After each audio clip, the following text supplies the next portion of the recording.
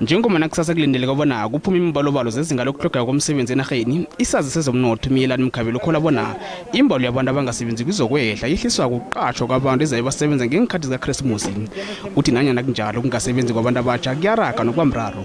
Small businesses are starting to pick up back to work.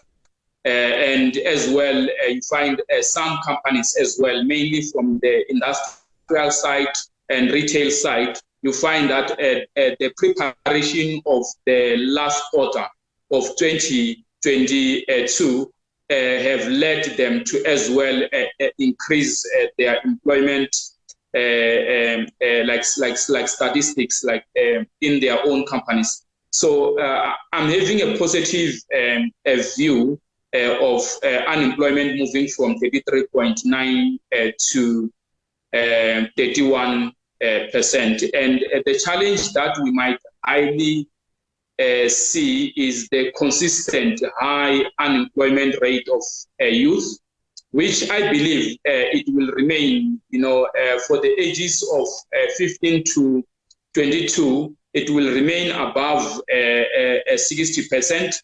And then for the ages between 25 to 34 years, it will be around 45%, which in general we will say youth unemployment will remain above 55%.